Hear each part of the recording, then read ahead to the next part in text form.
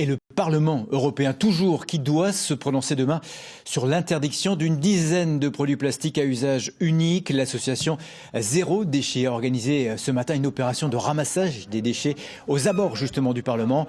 Une vingtaine d'eurodéputés, dont Yannick Jadot, y ont pris part. En une demi-heure, ils ont ramassé une quantité impressionnante de gobelets, touillettes et autres mégots de cigarettes. On écoute justement Simon Baumer de l'association Zéro Déchet. Il faut absolument qu'on aille vers un cadre qui impose la sortie du jetable. Et à partir de là, on verra que miraculeusement, les solutions vont se décider petit à petit. Souvent, c'est rien de sorcier. C'est par exemple utiliser des gourdes à la place des bouteilles en plastique, utiliser des gobelets réutilisables à la place des gobelets jetables, supprimer les pailles. C'est rien de très compliqué au final. Mais il faut qu'on s'y mette. Parce que l'enjeu est considérable ? L'enjeu, par exemple, c'est plus de 5000 milliards de sacs plastiques consommés chaque année dans le monde. C'est plus de 13 millions de tonnes de plastique qui se retrouvent dans les océans. Donc il y a des enjeux à la fois de santé, d'environnement qui sont quand même majeurs et on l'oublie trop souvent.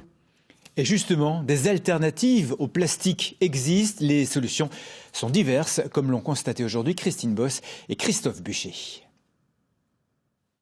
Dans cette enseigne de restauration rapide, le mot d'ordre est recyclage. Ici, les plats sont servis dans des bocaux en verre consignés. Pour les boissons, on peut venir avec sa gourde ou acheter un de ces contenants réutilisables. Certains clients ont pris le pli. Je vais prendre des lasagnes végétariennes aujourd'hui, s'il vous plaît. Non, ça sera emporté. Et ne viennent jamais sans leur sac en papier. C'est une solution qu'on nous propose pour éviter de jeter des sacs, en fait, tout simplement. Et donc voilà.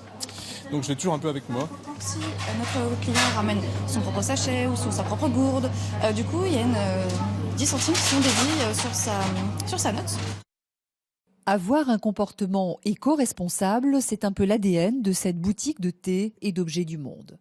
Bocaux ou boîtes métalliques sont proposés à la place d'un sachet. Nous, on est pour la philosophie du colibri qui dit, voilà, je fais ma part, quoi. Voilà, on essaye de faire notre part.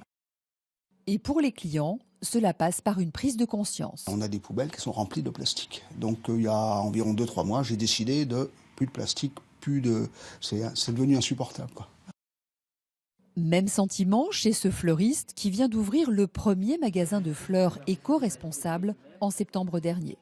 Le mobilier est composé de matériel de récupération, les plantes d'extérieur sont locales et l'objectif, supprimer tout emballage. C'est pas l'emballage qui fait les fleurs, c'est vraiment les gens offrent les fleurs, pas l'emballage. Il faut savoir que la durée de vie d'un emballage c'est 20 minutes.